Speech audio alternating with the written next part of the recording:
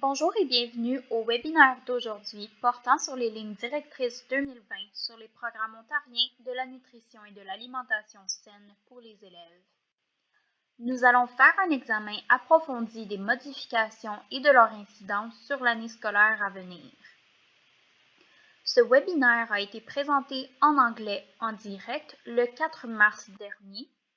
Il avait été animé par Marissa Lustry, adjointe au programme chez Nutrition Connections, un centre de l'Association pour la santé publique de l'Ontario, et présenté par nos deux conférencières, Sandy Maxwell, analyste principale des politiques et programmes de nutrition auprès de l'organisme Nutrition Connections, ainsi que Kelly Ferguson, diététiste professionnelle au Southwestern Public Health Unit.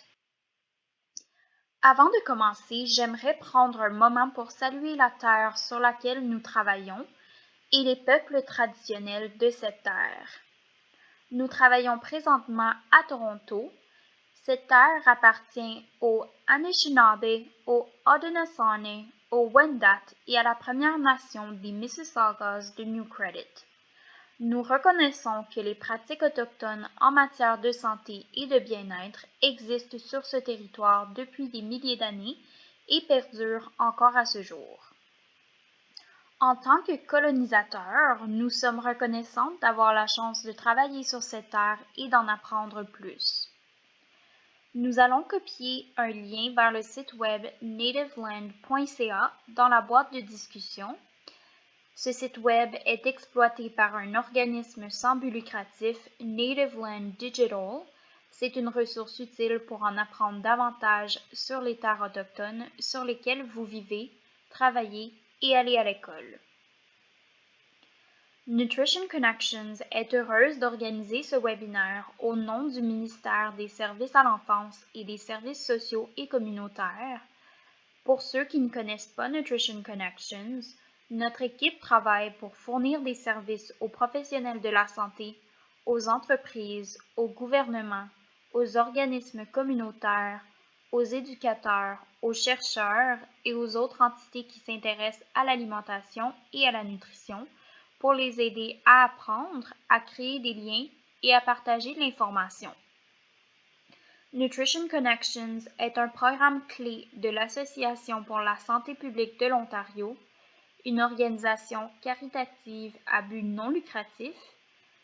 En tant qu'organisme de bienfaisance enregistré, les recettes de la vente de nos ressources et services sont versées à des projets qui visent à promouvoir l'éducation du public en matière de nutrition et de saine alimentation.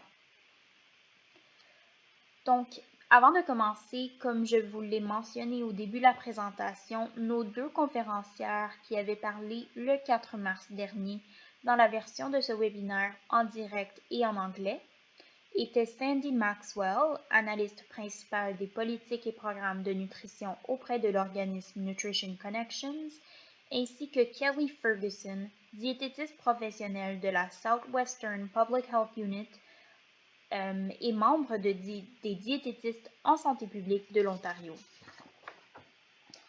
Sandy avait d'abord débuté par poser quelques questions en direct afin d'en savoir un peu plus sur les participants lors du webinaire. La première question était « Veuillez nous indiquer à quel organisme responsable vous êtes rattaché. » Parmi les différents choix que vous voyez à l'écran, la majorité de nos participants venaient du sud-ouest et de la région d'Hamilton-Niagara. Mais nous avons eu des représentants de partout dans la province. La deuxième question posée était la suivante. Veuillez nous indiquer le rôle que vous assumez dans les programmes d'alimentation saine pour les élèves en Ontario.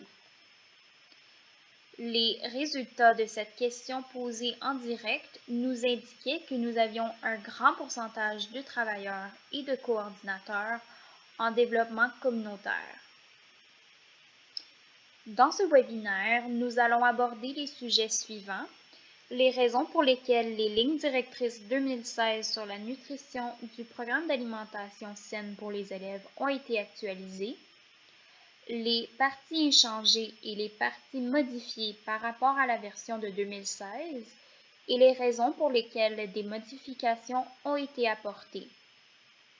Nous donnerons quelques conseils sur la mise en œuvre, discuterons de quelques-unes des conséquences de la COVID-19 et évidemment, nous avions eu du temps pour répondre aux questions des participants. Pour quelles raisons les lignes directrices 2016 ont-elles été actualisées? Les lignes directrices sur la nutrition soutiennent les programmes d'alimentation saine pour les élèves de l'Ontario pour faire des choix alimentaires qui seront bénéfiques pour les élèves et la collectivité dans son ensemble. Cela exige un examen périodique des lignes directrices et des mises à jour basées sur les dernières découvertes dans les domaines des aliments, de la nutrition et de la saine alimentation.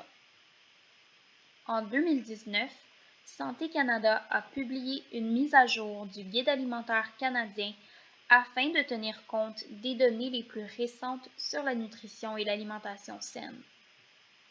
Les lignes directrices du programme d'alimentation saine pour les élèves ont ensuite été révisées en 2020 en fonction des données scientifiques les plus récentes en matière de nutrition, sur lesquelles repose également le nouveau guide alimentaire. Voici maintenant une autre question relative au nouveau guide alimentaire canadien. Parmi les messages suivants, lesquels se retrouvent dans le nouveau guide alimentaire canadien de 2019? Parmi les énoncés que vous voyez à l'écran, la réponse était toutes les réponses. C'était un peu une question piège car tous les énoncés s'appliquent. Examinons de plus près certaines des mises à jour du nouveau guide alimentaire. Ce n'est là qu'un petit échantillon de certains des messages du nouveau guide alimentaire. Ces dernières années, de nombreuses données probantes sont apparues concernant les habitudes alimentaires saines, les aspects sociaux de l'alimentation, la consommation d'aliments hautement transformés et de boissons sucrées, et les effets du marketing, etc. Le Guide alimentaire canadien, par le biais d'un site web, contient les recommandations les plus à jour en matière de nutrition et de saine alimentation pour les Canadiens, fondées sur des données probantes. Le guide alimentaire, auparavant une ressource imprimée sur quelques pages, comporte maintenant plusieurs pages d'informations. De plus, le contenu est mis à jour régulièrement. Je vous invite donc à prendre le temps de consulter le site web si vous ne l'avez pas déjà fait. Vous pouvez y revenir régulièrement pour voir les mises à jour. De nombreuses modifications apportées au guide alimentaire sont prises en compte dans les nouvelles lignes directrices sur la nutrition du programme d'alimentation saine pour les élèves.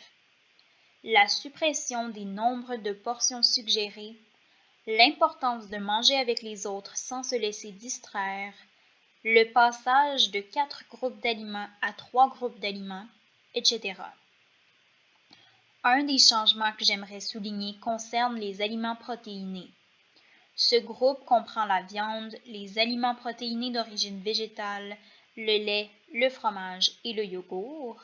Le fait que le guide alimentaire regroupe maintenant tous les aliments protéinés ne diminue pas l'importance du lait, du fromage, du yogourt ou de tout autre produit laitier, ainsi que les substituts, dans l'alimentation des enfants en particulier. Nous allons en discuter un peu plus tard, mais je le mentionne maintenant parce que plusieurs personnes se sont questionnées à ce sujet lorsqu'elles ont vu ce changement. Commençons par les parties des lignes directrices du programme d'alimentation saine pour les élèves qui demeurent inchangées par rapport à 2016. Définition des repas et des collations. Un repas est composé au minimum d'un légume ou d'un fruit et d'un aliment protéiné et d'un aliment à grains entiers.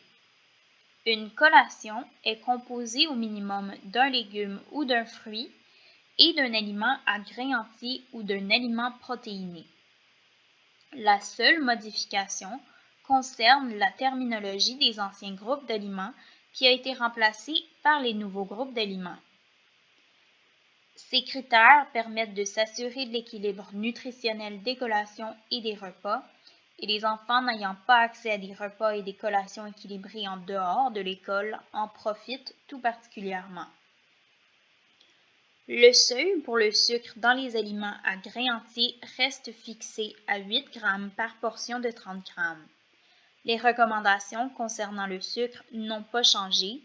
Il est toujours important de réduire la quantité de sucre ajouté dans les aliments pour tous les Canadiens, y compris les enfants et les jeunes. Les critères de sélection des aliments à grains entiers n'ont pas changé. Le grain entier ou le blé entier figure en tête de la liste des ingrédients des aliments à base de grains.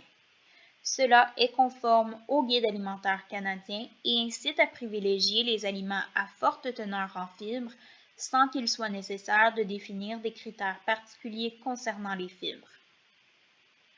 L'accent est mis sur les légumes et les fruits. Ce message est valable pour tous les Canadiens et Canadiennes. Visez à ce que la moitié de nos assiettes soit composée de légumes et de fruits. Ce message inclut également celui de la variété. Veillez autant que possible à avoir une grande variété de légumes et de fruits aide les enfants et les jeunes à consommer tous les nutriments, vitamines et minéraux contenus dans ces aliments. La dégustation et la découverte d'une variété de légumes et de fruits rendent les repas et les collations plus agréables et augmentent aussi la probabilité que les enfants et les jeunes en consomment à la maison. Toutes ces sections des lignes directrices ont été révisées et modifiées très légèrement. Ces sections contiennent de nombreux renseignements importants, mais dans le cadre de ce webinaire, nous n'avons pas le temps de les passer en revue maintenant. Je voudrais néanmoins m'attarder sur les exemples de menus et la liste de vérification pour la planification des menus qui sont selon nous très utiles. Cette liste de vérification permet de veiller au respect de tous les critères de la planification des menus.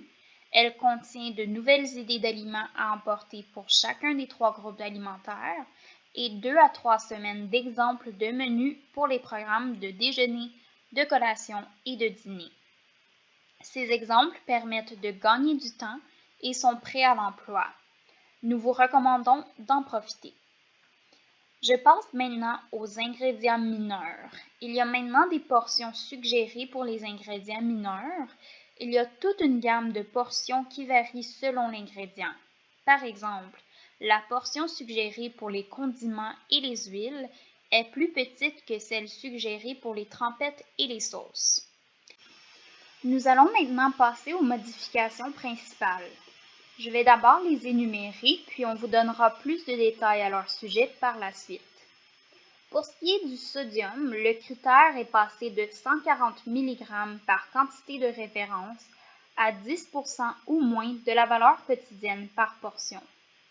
Des critères de sélection des produits laitiers à faible teneur en matière grasse ont été ajoutés.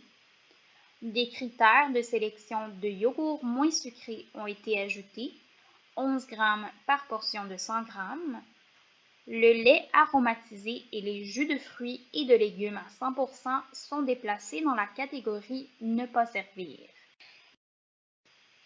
Les aliments peu transformés sont davantage mis de l'avant, donc plus d'aliments entiers, ce qui se résume souvent à des légumes et des fruits.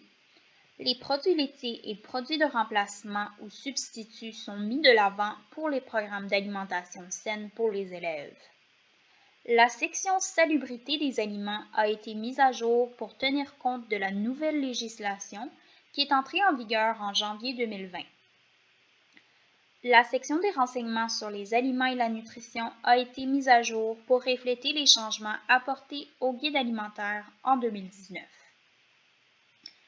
Nous avions également une autre question concernant les 2 dernières diapositives.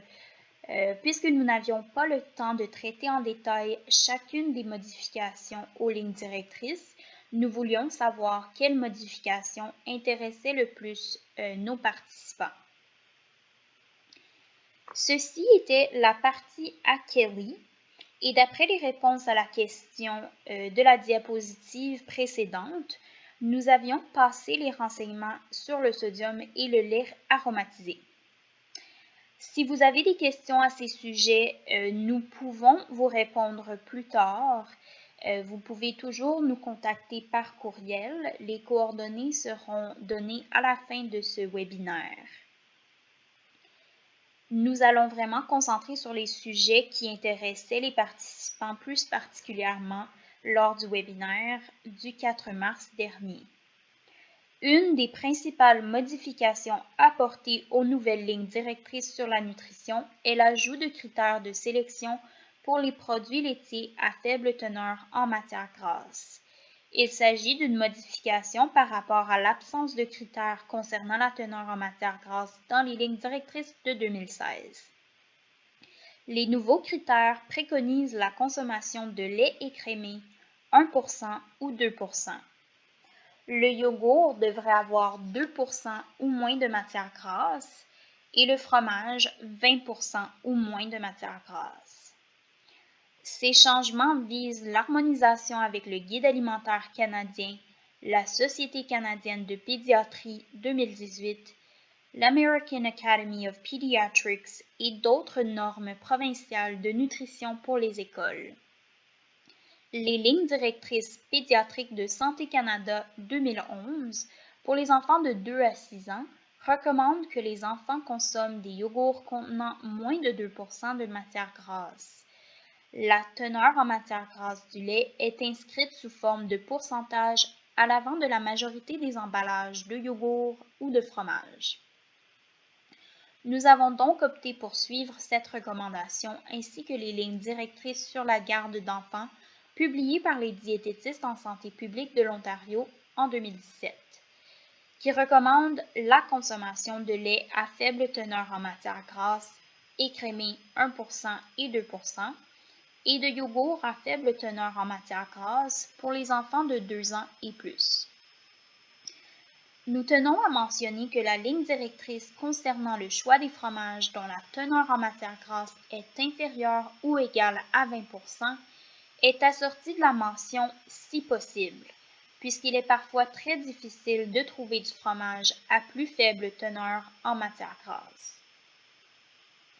Nous allons maintenant discuter du sucre dans le yogourt. Un seuil de sucre pour le yogourt a été ajouté dans les nouvelles lignes directrices sur la nutrition.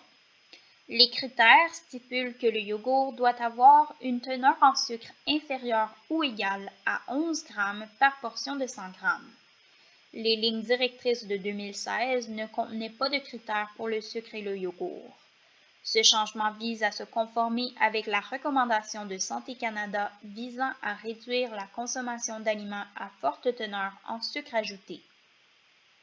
Elle se fonde sur la recommandation de l'OMS, l'Organisation mondiale de la santé, de 2018, selon laquelle moins de 10% de l'énergie quotidienne totale doit provenir des sucres libres. Les sucres libres comprennent le sucre ajouté aux aliments ainsi que les sucres qui sont naturellement présents dans le miel, les sirops et les jus de fruits. Comme il est important de limiter notre consommation de ces aliments à 10% ou moins de notre apport énergétique quotidien, nous étions d'avis que l'ajout de critères pour le sucre dans le yogourt contribuerait à respecter cette recommandation. Nous voulions également améliorer la cohérence des messages dans les lignes directrices. La version précédente des lignes directrices contenait des critères pour le sucre dans les produits à grains. C'était donc logique d'assurer que, quels que soient les aliments que nous choisissons, nous optons pour ceux qui contiennent le moins de sucre. Donc, nous allons sauter cette diapositive. Les nouvelles lignes directrices mettent aussi l'accent sur les aliments peu transformés plutôt que sur les aliments hautement transformés. Les aliments peu transformés ont été légèrement modifiés pour assurer leur préservation ou pour des raisons de salubrité. Leur valeur nutritive est peu modifiée. Voici des exemples d'aliments peu transformés. par exemple du lait pasteurisé ou des légumes et des fruits frais congelés pour les préserver. Nous avons mis de l'accent sur les aliments peu transformés dans ces lignes directrices pour respecter la recommandation du Guide alimentaire canadien de consommer davantage d'aliments peu transformés. Ces aliments contiennent habituellement moins de sodium, de sucre et de graisses saturées ajoutées. Ils sont généralement meilleurs pour la santé. Parlons maintenant des produits laitiers et produits de remplacement ou substituts. Les lignes directrices mettent l'accent sur les avantages de servir des produits laitiers et ou des substituts de produits laitiers quotidiennement dans les programmes d'alimentation saine pour les élèves. Comme on l'a mentionné plus tôt, une idée fausse circule selon laquelle les produits laitiers et leurs substituts ne sont plus recommandés parce qu'ils ne disposent plus de leur propre groupe alimentaire. Ce n'est pas le cas. Les produits laitiers ont simplement été déplacés dans le groupe des aliments riches en protéines et il est encore important d'en consommer. Les vitamines et les minéraux apportés par le lait, le yogourt, le fromage et les boissons de soya enrichies sont importants pour favoriser la croissance et le développement des enfants et des jeunes. Les boissons de soya enrichies sont également un bon substitut du lait de vache car elles sont aussi riches en protéines, en calcium et en vitamine D, contrairement aux autres boissons non laitières. Les autres boissons non laitières, comme le lait d'amande, le lait de riz, etc., bien qu'elles gagnent en popularité, ne sont pas recommandées car elles ne fournissent pas les mêmes quantités de nutriments que le lait ou les boissons de soya enrichies. Par exemple, une tasse de lait de vache contient 9 g de protéines, mais une tasse de lait d'amande ou de lait de riz n'en contient que 1 g environ. C'est une grosse différence qui explique pourquoi le lait d'amande, le lait de riz et certains autres produits de remplacement du lait non laitiers ne font pas partie du groupe des aliments protéinés. Il est à noter que la consommation de calcium ou de vitamine D chez les enfants et les jeunes est inférieure à l'apport nutritionnel recommandé selon les données canadiennes les plus récentes. C'est une des raisons pour lesquelles nous voulons mettre l'accent sur ces aliments. De plus, il est plus facile de satisfaire les besoins quotidiens en calcium et en vitamine D lorsque ces aliments sont consommés tous les jours. Je vais parler un peu de l'information donnée dans les nouvelles réglementations en matière de sécurité alimentaire, comprises dans les nouvelles lignes directrices sur la nutrition.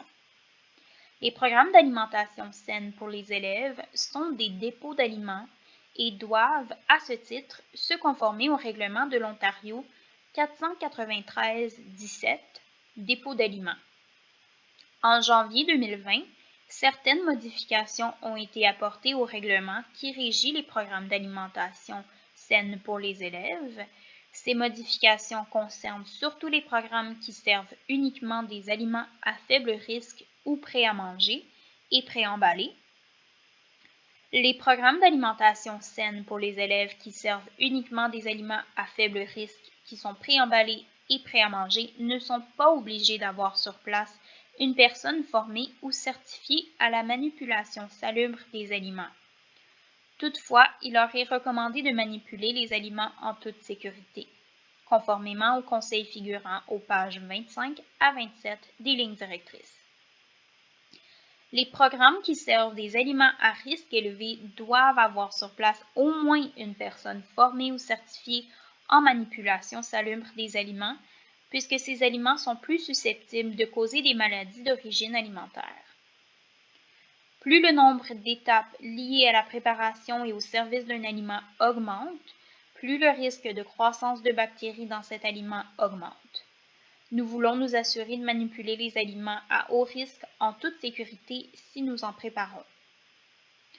Une personne formée ou certifiée en manipulation salubre des aliments peut veiller à ce que les bénévoles et les autres employés du programme manipulent les aliments de manière salubre et à ce que les exigences du règlement de l'Ontario 493-17, dépôt d'aliments, soient respectées.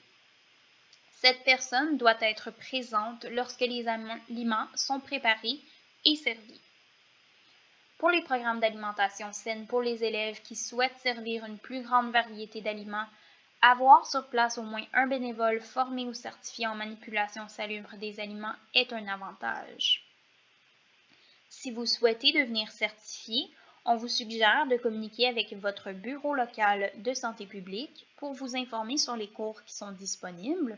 Il y a également quelques versions offertes en ligne au coût de 25 à 40 $ environ. La section des renseignements sur les aliments et la nutrition des lignes directrices sur la nutrition a aussi été mise à jour pour tenir compte du nouveau guide alimentaire canadien. On a abordé certains points clés du guide alimentaire, notamment la recommandation de consommer une variété d'aliments sains tous les jours, y compris des légumes et des fruits, des aliments protéinés et des aliments à grains entiers, et de choisir plus souvent des aliments protéinés d'origine végétale. Par exemple, des haricots, des noix, des graines et des lentilles. Nous voulons aussi faire de l'eau notre boisson de choix. Le guide alimentaire canadien précise également qu'une alimentation saine est plus que les aliments que l'on consomme. Il recommande de prendre conscience de nos habitudes alimentaires, de cuisiner plus souvent, de savourer nos aliments et de prendre nos repas en bonne compagnie. Il y a également des recommandations visant à nous assurer de faire des choix alimentaires plus sains, notamment en lisant les étiquettes nutritionnelles, en limitant la consommation d'aliments riches en sodium, en sucre ou en gras saturés et en restant vigilant face au marketing alimentaire et à l'influence qu'il a sur nos choix alimentaires. L'autre changement clé apporté au guide alimentaire canadien qui concerne les programmes d'alimentation saine pour les élèves est le suivant. Il n'y a plus de directive concernant le nombre de portions d'aliments et de boissons que l'on devrait consommer chaque jour.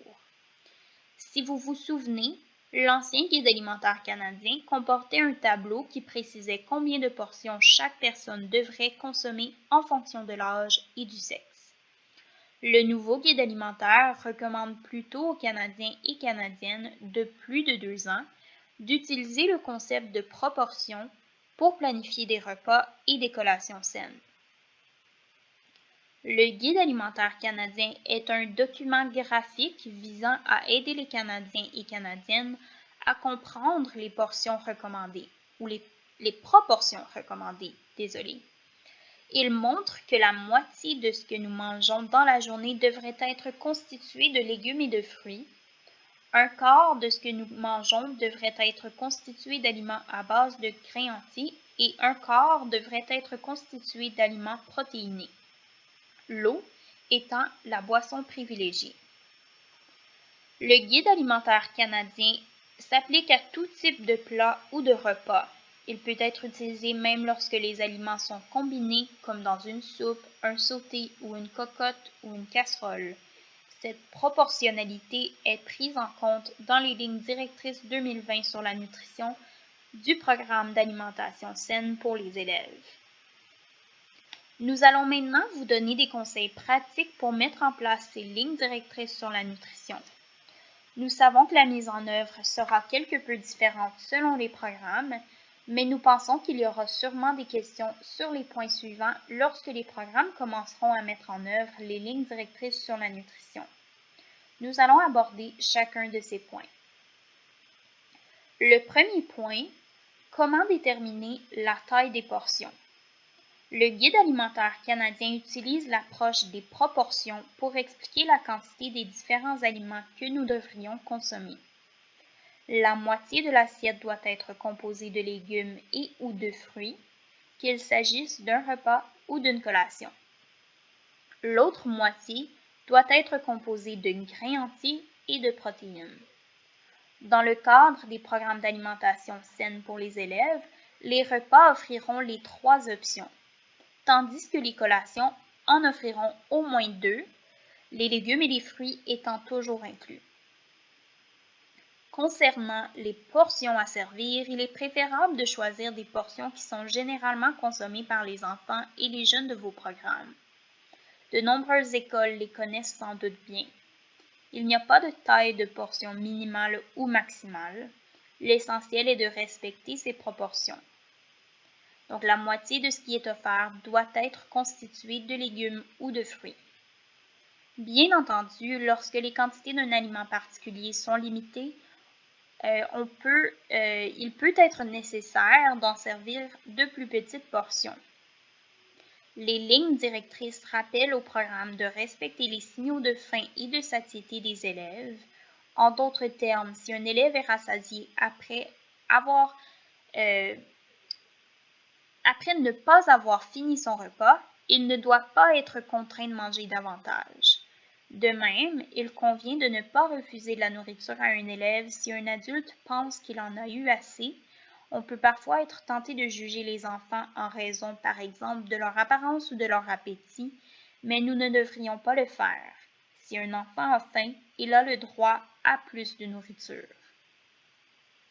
En ce qui concerne la fréquence à laquelle il faut choisir de servir des produits laitiers, lait, yogourt et fromage, aucune exigence spécifique n'est prévue. N'oubliez pas que le lait est une excellente source de calcium et de vitamine D et que le yogourt et le fromage sont des bonnes sources de calcium. Ces aliments sont bien acceptés par la plupart des enfants et des jeunes. Ils sont souvent peu coûteux, faciles à servir et constituent un choix intéressant à intégrer assez souvent à votre menu. Cela étant dit, ils appartiennent à la catégorie des aliments protéinés. Vous pouvez aussi envisager d'autres choix de protéines à combiner avec ces produits laitiers pour ajouter plus de variété, par exemple du hummus ou un œuf bouilli ou peut-être une salade de haricots quelconque. Nous voulions aussi aborder le choix de nouveaux aliments pour le programme. Je vais vous donner des conseils généraux. Si un nouvel aliment est disponible mais qu'il n'est pas nécessairement mentionné dans les lignes directrices sur la nutrition, réfléchissez à savoir s'il peut être intégré au guide alimentaire canadien. Est-ce que c'est un aliment peu transformé? Est-ce qu'il contient des nutriments que les enfants et les jeunes ne consomment pas assez? Lorsque vous prenez des décisions concernant de nouveaux aliments, n'hésitez pas à consulter vos coordonnateurs du programme d'alimentation saine pour les élèves, votre organisme responsable et le ou la diététiste rattaché à votre organisme responsable. Si vous achetez de nouveaux produits pour les menus, vous pouvez les offrir par le biais de la centrale d'achat si vous utilisez cette méthode dans votre région. De plus, vous pourriez travailler en groupe pour étudier les nouvelles options d'aliments et voir comment ils s'intègrent à l'offre du programme pour la planification des menus. Les lignes directrices contiennent plusieurs conseils de planification et d'achat. On en a présenté un peu plus tôt. Il y a également une liste de vérification pour la planification des menus et quelques exemples de menus pour vous aider à trouver des idées. Si vous avez besoin d'aide supplémentaire pour planifier les menus, nous vous suggérons de communiquer avec un ou une diététiste de votre collectivité, le cas échéant. Sinon, des ateliers de planification et de recettes pourraient être offerts. On nous demande souvent comment savoir si une recette répond aux critères de nutrition. Vérifiez si la recette fournit le tableau de la valeur nutritive. Le cas échéant, utilisez ces renseignements ainsi que la liste des ingrédients pour déterminer la catégorie à laquelle appartient la recette, servir ou ne pas servir. Si la recette ne fournit pas le tableau de la valeur nutritive, utilisez la liste des ingrédients pour déterminer la catégorie la plus probable de la recette. Dans la plupart des recettes, par exemple les soupes, les boissons fouettées, les cocottes, les ingrédients principaux doivent appartenir à la catégorie servir. Par exemple, si on prend un muffin, il doit être préparé avec des grains entiers comme ingrédient principal. Par exemple, les muffins qui sont vendus en magasin. Les muffins doivent aussi avoir une faible teneur en sucre. Au besoin, vous pouvez réduire la quantité de sucre dans la recette pour que le muffin ait une teneur en sucre inférieure ou égale à 8 g par portion de 30 g. Si vous avez d'autres questions ou si vous ne savez toujours pas si vous pouvez servir un certain aliment, communiquer avec un ou une diététiste rattachée à votre organisme responsable. Il pourrait vous suggérer de modifier la recette, par exemple pour réduire la quantité de sucre ou pour qu'elle respecte davantage les lignes directrices sur la nutrition. Nous voulons également discuter des répercussions de la COVID-19, car nous serions négligents si nous n'en parlions pas aujourd'hui. Évidemment, les programmes d'alimentation saine pour les élèves ont été grandement touchés par la pandémie. Par exemple, la façon de servir les aliments et les personnes autorisées à faire le service ont été affectées. Chaque collectivité s'est adaptée différemment. Les restrictions liées à la COVID ont tout de même apporté quelques points positifs, notamment l'attention accordée au lavage des mains. C'est une très bonne chose et on espère que cette pratique persistera. Toutefois, il peut être difficile pour certains programmes de ne plus dépendre des aliments emballés qui ont été beaucoup utilisés cette année. À mesure que les restrictions s'allégeront, nous pensons qu'il sera important de réduire notre dépendance à ces aliments préemballés et de revenir à une offre d'aliments peu transformés. Nous souhaitons attirer votre attention sur le soutien mis à disposition pour faciliter la mise en place des lignes directrices. Vous pouvez communiquer avec votre bureau local de santé publique et demander à consulter un diététiste ou un inspecteur en santé publique. Il y a également plusieurs liens dans les lignes directrices sur la nutrition qui mènent vers des ressources utiles. Par exemple, sur le site web de Bouchée Brillante ou brightbites.ca, il y a un écusson levé ensoleillé qui s'adresse au programme d'alimentation saine pour les élèves. Vous y retrouverez des ressources, notamment un livre intitulé Recettes pour les programmes d'alimentation saine pour les élèves, qui contient des recettes qui ont été vérifiées et qui sont toutes conformes aux nouvelles directives nutritionnelles. Certains renseignements sur la nutrition de ce livret sont un peu dépassés, mais les recettes conviennent toutes.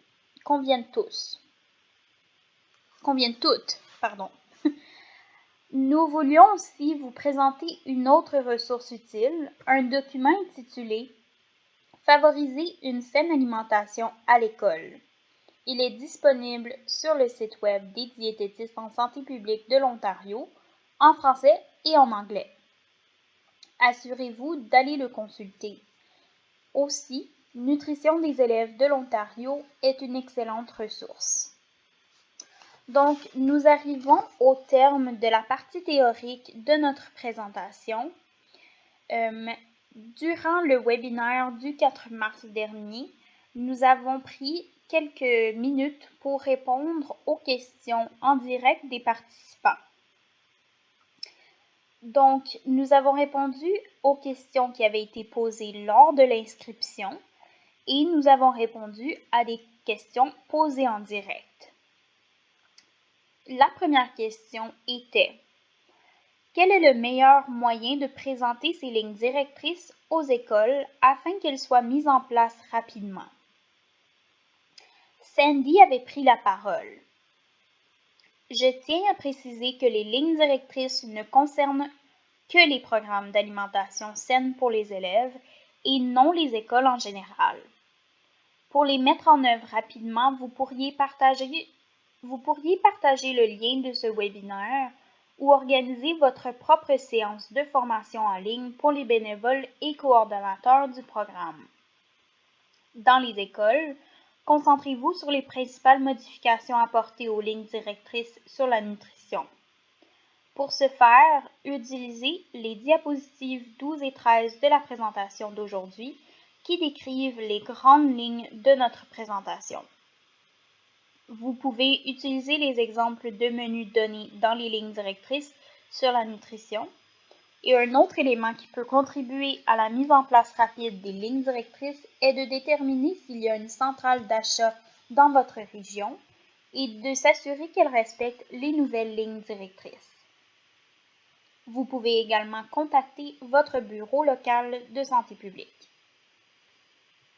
La prochaine question qui avait été posée était quand les lignes directrices seront-elles formatées dans une version plus intéressante et conviviale? Sandy avait également pris la parole. Il n'est pas prévu de reformater les directives. Comme mentionné dans les lignes directrices des programmes d'alimentation saine pour les élèves, les lignes directrices sur la nutrition sont protégées par le droit d'auteur de la couronne. Si les organismes responsables souhaitent les adapter, c'est-à-dire les formater différemment, ils devront demander une permission au gouvernement. Nous ajouterons les coordonnées dans le courriel de suivi. De plus, Kelly et moi-même vous donnerons nos coordonnées. Et si nous n'avons pas assez bien répondu à une des questions, n'hésitez pas à nous écrire et nous pourrons vous répondre plus en détail. La prochaine question qui avait été posée lors du webinaire était « Dans quelle mesure la COVID-19 a-t-elle changé les programmes d'alimentation saine pour les élèves et les lignes directrices? » Kelly avait pris la parole. Je suis également coordonnatrice de développement communautaire pour le comté d'Oxford. J'ai donc pu constater de mes propres yeux l'impact que la COVID a eu sur les programmes d'alimentation saine pour les élèves. La préparation, le format et le service des aliments ainsi que les personnes impliquées ont été touchés. On a également fait participer davantage le personnel de l'école et délaissé les bénévoles. Certaines écoles ont eu beaucoup de difficultés à offrir des aliments nutritifs en raison des restrictions, mais il y a encore quelques aliments préemballés qui répondent aux nouvelles lignes directrices sur la nutrition. Cette année, nous allons de l'avant avec la mise en œuvre des nouvelles lignes directrices malgré les restrictions imposées par la COVID. Des options sont disponibles. Les lignes directrices sur la nutrition n'ont pas changé en raison de la COVID, mais c'est plutôt la façon de les mettre en œuvre qui varie dans certains cas. Elles peuvent être mises en place malgré les restrictions. Bien que cela puisse être difficile, il est important de nous rappeler le but des programmes d'alimentation saine pour les élèves, soit de soutenir l'apprentissage et un développement sain. Une grande partie de cet objectif consiste à fournir des aliments nutritifs. Donc, on ne veut pas perdre de vue que la nutrition est une priorité, même s'il y a d'autres défis liés à la COVID à relever. La prochaine question qui avait été posée. Puisque les produits laitiers ont été déplacés dans la catégorie des protéines, devrions-nous changer les noms sur notre menu? Sandy avait pris la parole. Oui, nous devrions adopter la terminologie des lignes directrices 2020 sur la nutrition du programme d'alimentation saine pour les élèves qui reflète le Guide alimentaire canadien 2019. Les catégories sont légumes et fruits, aliments à grains entiers et aliments protéinés.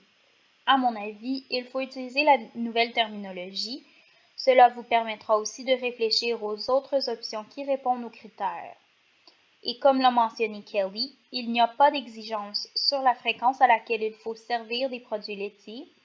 Sur le plan nutritionnel, il y a beaucoup d'avantages à en servir, mais les aliments végétaux comme les lentilles et le humus de pois chiches ont également beaucoup d'avantages. Utiliser la nouvelle terminologie aidera à faciliter la compréhension ainsi que les communications. Bref, nous ne suggérons pas de diminuer la quantité de lait, mais plutôt d'inclure davantage les autres aliments. Une autre question qui avait été posée, existe-t-il des programmes ou des services particuliers pour le Nord?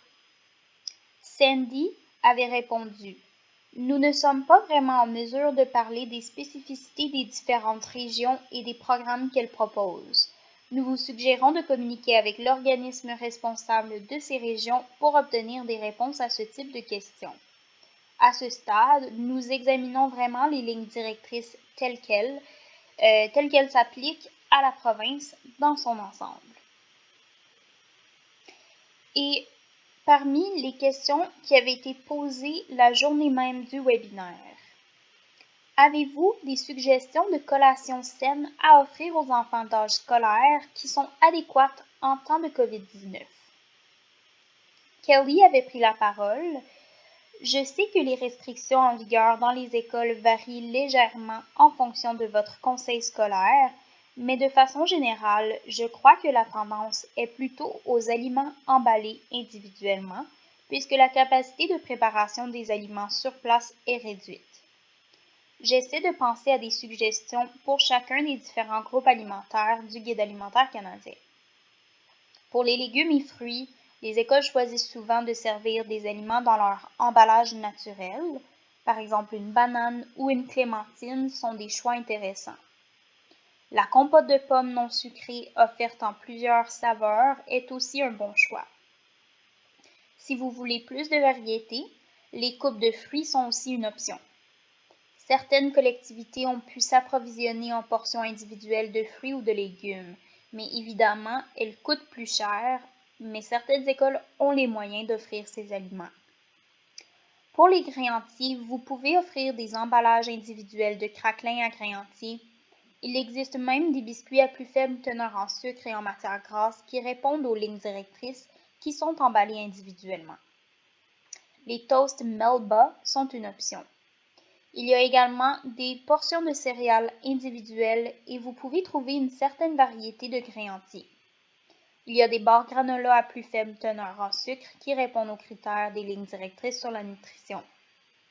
Vous pouvez offrir certains aliments protéinés comme des bâtonnets de fromage ou des portions de fromage, des coupes ou des tubes de yogourt ou des berlingots de lait. Vous pouvez aussi offrir des coupes individuelles de hummus, des œufs bouillis emballés individuellement, et si vous n'avez pas de restrictions sur les arachides, vous pouvez servir des portions individuelles de craquelin et de beurre d'arachide. Mais ce ne sont que quelques idées. Une autre question qui a été posée lors du webinaire: comment pouvons-nous organiser les laboratoires d'alimentation sécuritaire dans les écoles secondaires? Sandy avait pris la parole. Puisque les laboratoires d'alimentation ne font pas partie des programmes d'alimentation saine pour les élèves, nous ne pouvons pas vraiment répondre à cette question. Nous vous suggérons de communiquer avec votre bureau local de santé publique et les inspecteurs en santé publique. Ils seront certainement en mesure de vous donner des conseils pour faire participer les élèves à la préparation des aliments en toute sécurité. Une autre question qui avait été posée: les lignes directrices sont-elles standards dans les communautés autochtones ou ont-elles leur propre politique? Sandy avait répondu qu'il y a un document distinct pour les communautés autochtones vivant dans des réserves, et pour les élèves autochtones qui fréquentent des écoles en dehors de la réserve, les lignes directrices 2020 sur la nutrition s'appliquent.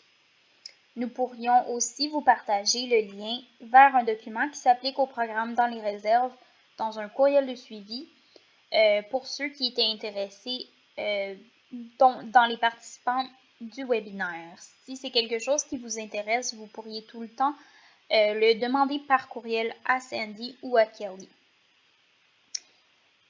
Nous avons également eu deux autres questions. La première était: quelle serait la quantité maximale de matière grasse laitière pour le fromage à servir s'il est impossible de trouver un fromage qui en contient 20% ou moins? Kelly avait répondu: il n'y a pas de quantité maximale de matière grasse laitière pour le fromage. Les lignes directrices préconisent de choisir le fromage ayant le plus faible pourcentage de matière grasse laitière que vous pouvez trouver. Si possible, on parle de 20% ou moins de matière grasse, mais c'est vrai que la majorité des fromages en contiennent 28 à 30%.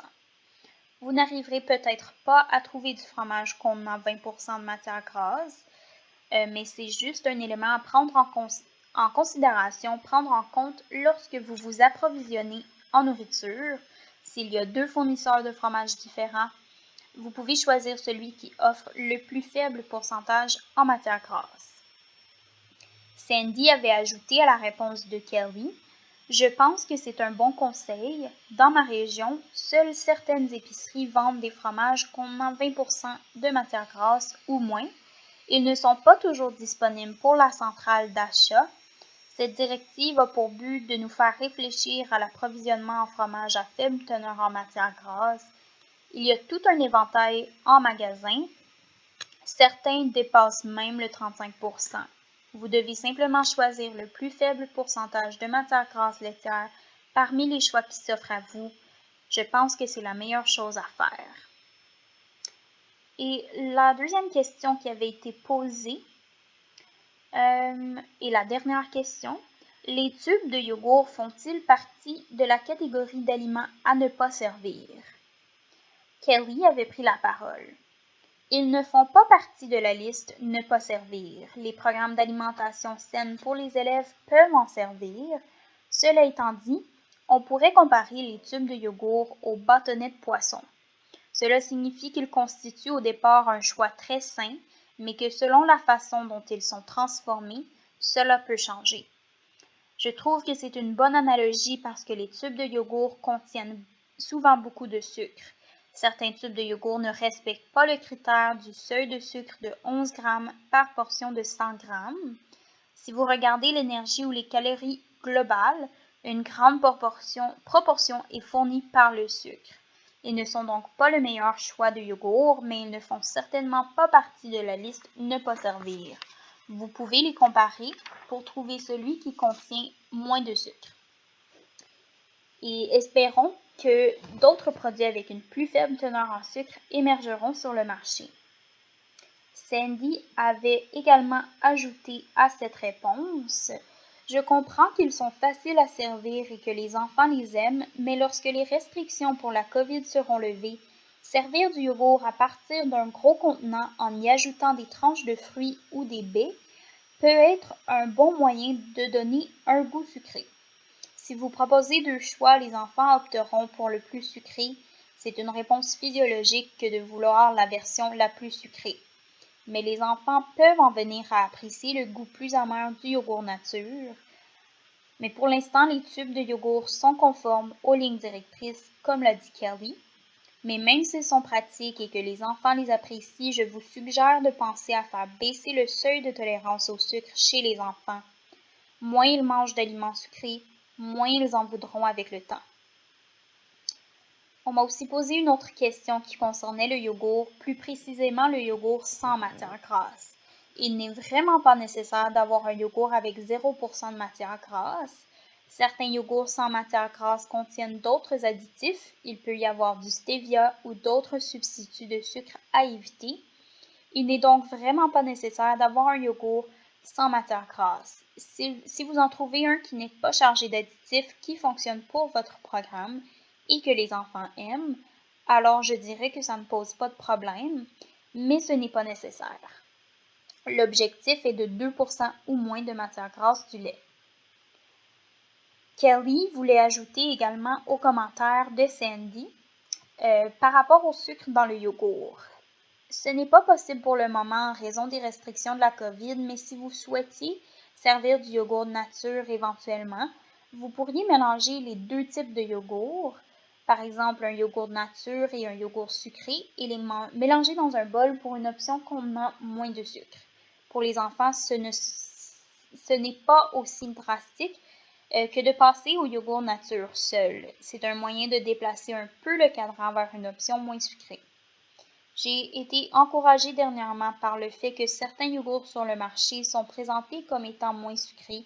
Je pense que certaines marques populaires proposent maintenant des versions contenant 25% moins de sucre, ce qui est une bonne chose.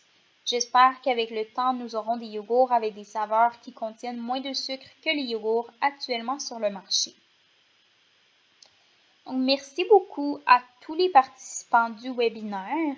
Merci à vous d'écouter la version en français. On espère que les informations transmises par Sandy et Kelly ont été très intéressantes. Ici, vous pouvez voir que Sandy et Kelly ont fourni leurs coordonnées si vous avez d'autres questions.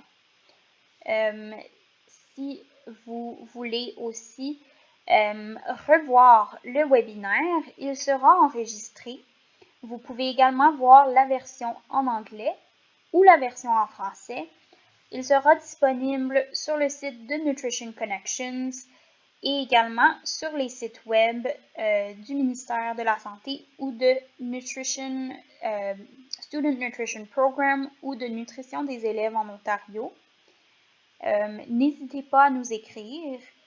Si vous voulez aussi consulter le site web de Nutrition Connections ou nous suivre sur les médias sociaux pour en apprendre plus sur nos produits et services, y compris notre choix de webinaire, on vous invite à le faire. Merci beaucoup. Merci de votre attention.